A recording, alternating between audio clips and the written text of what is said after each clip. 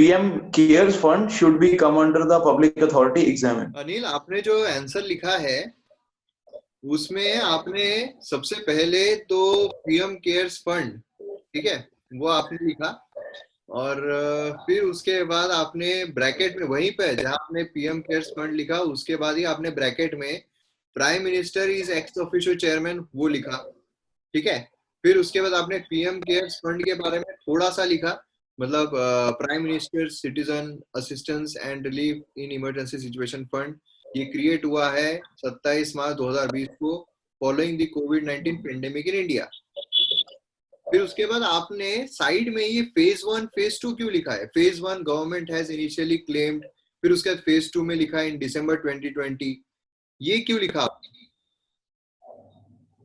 फिर फेज 3 लिखा, फिर कंक्लूजन लिखा, तो ये आपने उस तरीके से क्यों लिखा, मतलब साइड में क्यों लिखा? अगर आपको ये लिखना था फेज 1 फेज 2 फेज 3 आपको टाइटल देने थे तो आपने उसको ऊपर टाइटल टाइप क्यों नहीं दिया? आपने उसको साइड में क्यों लिखा?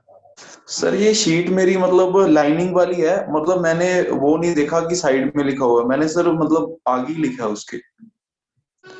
सर मेरा मतलब लिखने का मतलब वही था कि मैंने इसके आगे ही लिखा है वो, सर मैंने ब्लैंक शीट सोच के लिखा था, मतलब वहां तो हमारे पास ब्लैंक शीट ही होगी ना इसलिए। ब्लैंक शीट रहेगी फिर भी ऐसा ऐसा नहीं लिख सकते हो आप, आपको टाइटल टाइप ही देना पड़ेगा फेज 1 फेज 2 फेज 3 अगर देना भी है तो। Okay sir. और कंक्लूजन अगर आप लिख रहे हो, कंक्लूजन भी लिख रहे हो, and so the conclusion is that PM cares fund is not a public authority, ये इस तरीके से नहीं लिखते हैं कभी। कंक्लूजन अगर आपने एक बार कंक्लूजन ऊपर डाल दिया ना, फिर वापस ये कंक्लूजन नहीं लिखना है आपको, सो द कंक्लूजन इज, आपको कंक्लूड मतलब ऐसा नहीं करना है कभी, ठीक है। एंड नीचे आपने पब्लिक अथॉरिटी, ये क्या आपने दृष्टि आय से लिखा है क्या? नहीं सर। आपने कहीं ना कहीं से तो लिखा है ये देख के। तो इसमें अभी आपको क्या करना था, आपको एग्जामिन करना था कि वो आना चाहिए या नहीं आना चाहिए, है ना। आपको ओके क्या करना था, दोनों आर्ग्यूमेंट्स लिखने थे, फिर कंक्लूजन में आपको ओके बताना था कि भाई आना चाहिए या नहीं आना चाहिए, है ना। तो ओके आपने सर। आपने जो लिखा, आपने जो कंक्लूजन में लिखा वो क्या है, PM care fund is not a public authority under RTI act 2005, बराबर है। ये आपने क्या किया, ये आपने स्टेटमेंट दिया, ये है ही नहीं पब्लिक अथॉरिटी। क्वेश्चन ये था कि क्या ओके आना चाहिए, should come under public authority, public authority है या नहीं ये नहीं पूछा गया था, क्या वो public okay authority okay okay under में आना चाहिए ये आपसे पूछा गया था, समझ रहे हो। तो सबसे पहले ओके तो सर। Yes sir. आपने कंक्लूजन ही आपने गलत लिख दिया, बराबर है। दूसरा ये है कि यस सर। आपको सबसे पहले जब आपको बोला गया कि पीएम केयर्स फंड जो है किसी के भी अंडर में आना है, अभी अगर आपको बोला जाए कि क्या अनिल को आईएएस यूपीएससी के लिस्ट में आना चाहिए या नहीं आना चाहिए, तो उसमें आपको पहले अनिल के बारे में बताना पड़ेगा, अनिल की प्रिपरेशन बतानी पड़ेगी, एंड देन उसके बाद आपको यूपीएससी के बारे में बताना पड़ेगा कि यूपीएससी की लिस्ट जो निकालते हैं क्या क्या होती है, देन उसके बाद हम बता सकते हैं कि भाई वो आ सकता है या नहीं आ सकता है।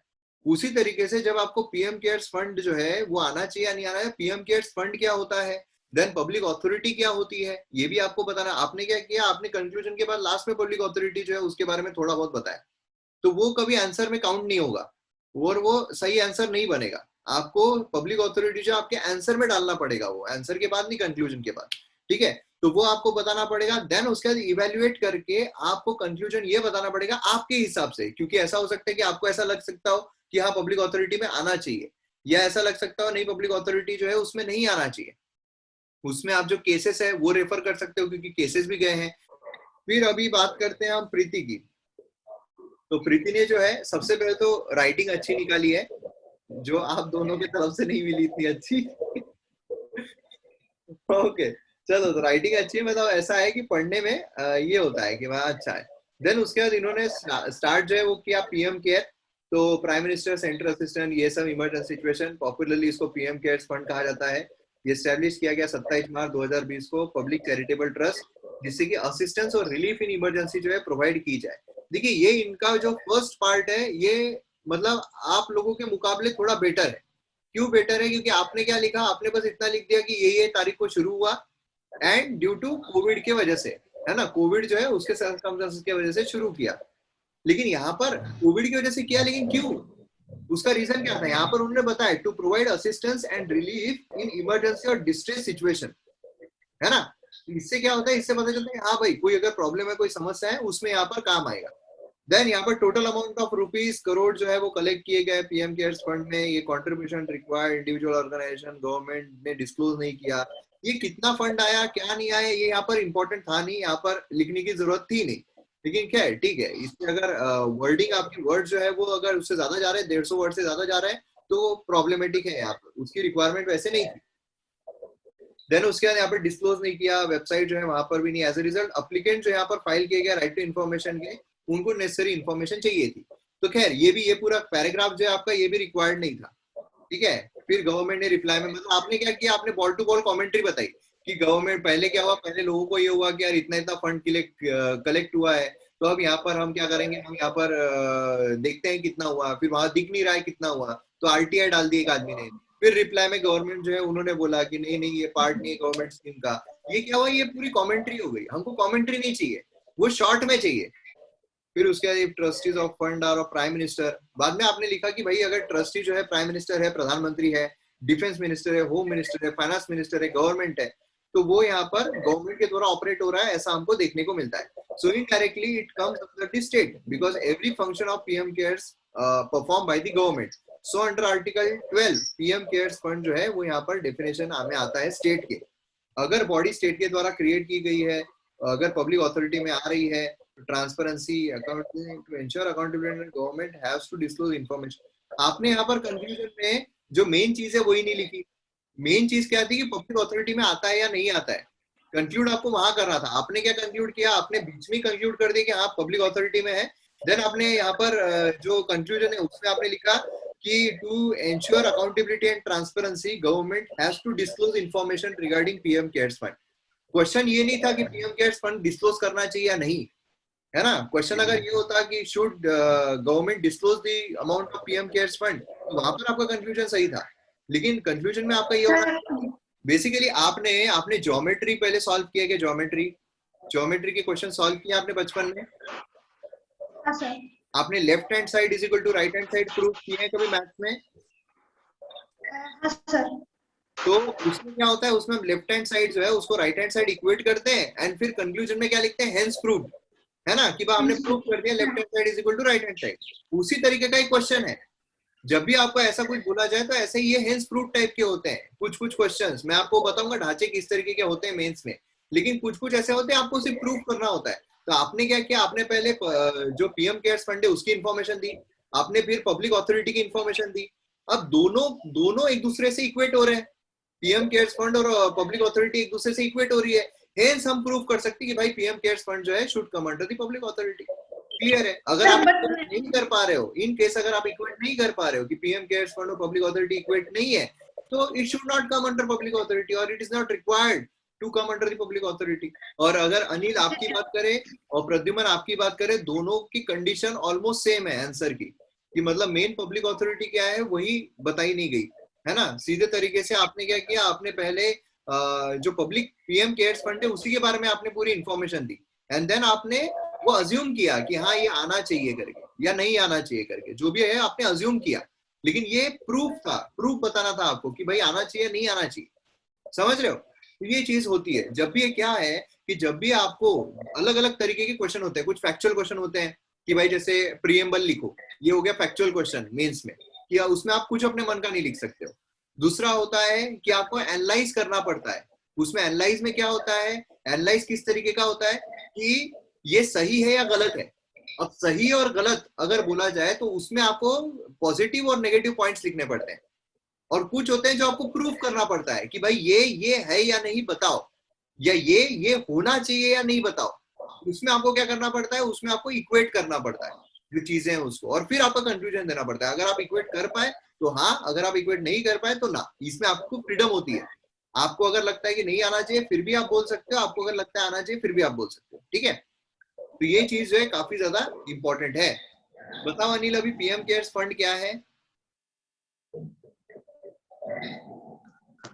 Sir PM care fund basically है कि इमरजेंसी सिचुएशन में हम मतलब कैसे रिलीफ दे सकते हैं किसी को भी। जैसे कि सर अभी हमारे रिसेंटली कोविड की सिचुएशन हुई थी, तो हम मतलब कोई डिस्टेंस पे है तो उसको हम कैसे मतलब बेनिफिट पहुंचा सकते हैं, ये सर पीएम फंड है। अभी मुझे बताइए कि ऑलरेडी जब हमारे पास नेशनल डिजास्टर रिलीफ फंड है, ठीक है, जहाँ अगर कोई ये बेसिकली क्या है कि जो हमारा कोविड है ये डिजास्टर है ना। डिजास्टर मतलब क्या होता है? अर्थक्वेक डिजास्टर है, सुनामी डिजास्टर है, फ्लड डिजास्टर है। उसी तरीके से ये एक बायोलॉजिकल डिजास्टर है कोविड। तो अब जब हमारे पास एक ऑलरेडी फंड है जो डिजास्टर्स के लिए काम करता है, so what was the requirement कि हमें और एक फंड जो है वो क्रिएट करना पड़ा, पैरेलल फंड, कि हम सिर्फ कोविड के लिए ये फंड जो है वो लेकर आ रहे हैं। सर एक तो जैसे कि कोविड पहली बार ऐसा देखा गया है, कोविड जैसे कि पूरा मतलब पैंडेमिक बहुत ज्यादा इम्पैक्ट किया है पूरे वर्ल्ड पर।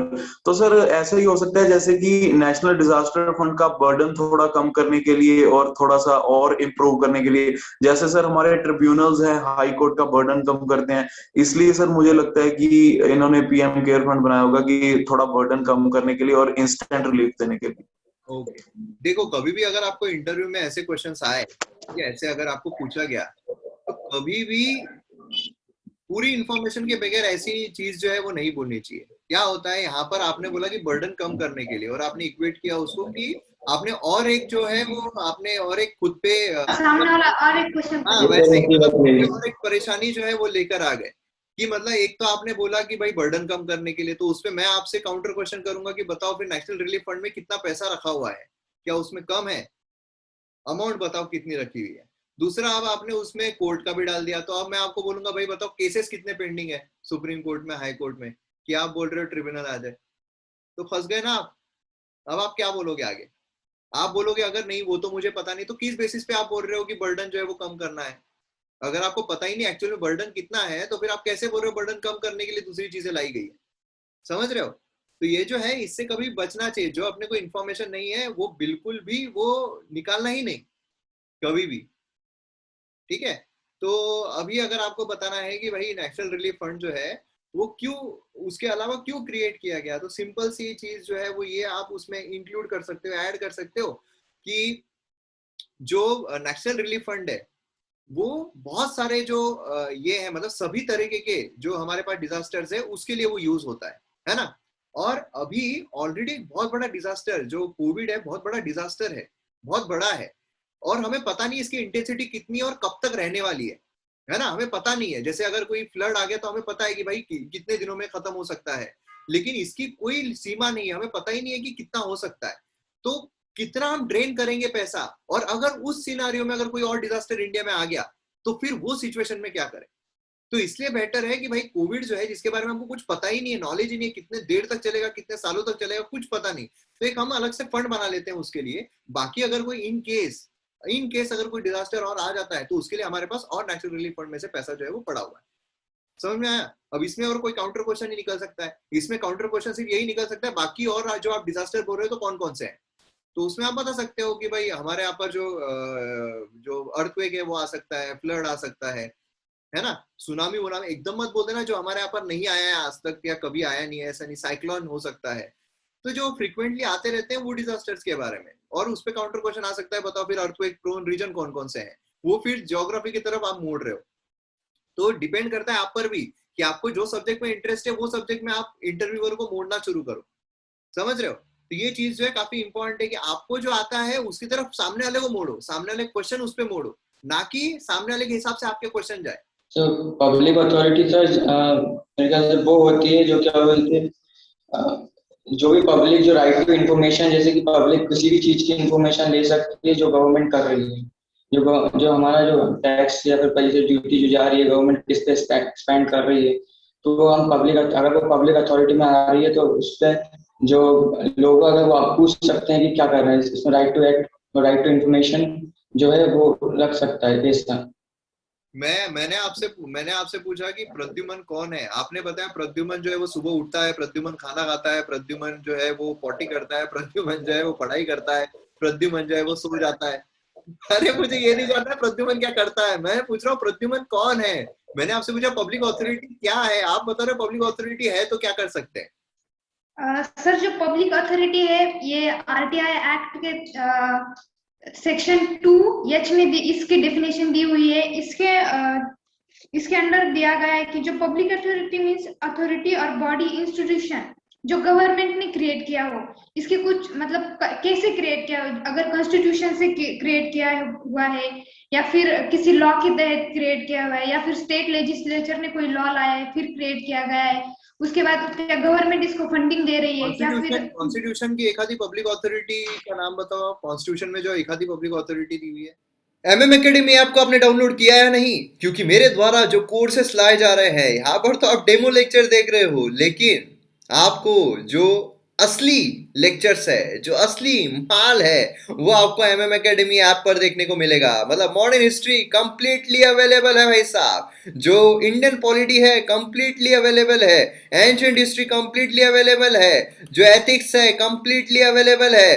तो इस तरीके के आपको जो लेक्चर्स है, आपको जो कोर्सेस है, वो आपको एमएम एकेडमी ऐप पर देखने को मिलेंगे और आप यहाँ पर हाईएस्ट क्वालिटी कंटेंट एंजॉय कर सकते हो। और ये जो हाईएस्ट क्वालिटी कंटेंट है ना, किसी को बताना मत, लोएस्ट प्राइजेस पर है। इतने कम प्राइजेस है, इतने कम प्राइजेस है, क्योंकि हमारी टैग लाइन ही है कि हर गांव से सितारे निकलेंगे और हर गांव से हम सितारे निकाल कर रहेंगे। इसलिए इतने कम प्राइजेस में कि जो एजुकेशन है, क्वालिटी एजुकेशन है, ये हर गांव तक जाए, हर इंसान तक पहुंचे और पैसों के वजह से जो एजुकेशन है उसको ना छोड़े, अपने जो ड्रीम्स है उसको ना मारे। इसीलिए हाईएस्ट क्वालिटी कंटेंट को एंजॉय कीजिए आपके मोबाइल फोन में, जहां पर आपको सभी जीएस 1 2 3 4, आप यूपीएससी बोलिए, स्टेट पीएससी बोलिए, किसी भी एग्जाम की अगर आप प्रिपरेशन कर रहे हो तो आपको ये जो प्रिपरेशन है इसमें 4 चांद, 10 चांद, 15 चांद, 20, 100 चांद सभी आपको यहाँ पर देखने को मिलेंगे। तो इसलिए फटाफट डाउनलोड कीजिए एमएम एकेडमी ऐप और वीडियोस को एंजॉय कीजिए।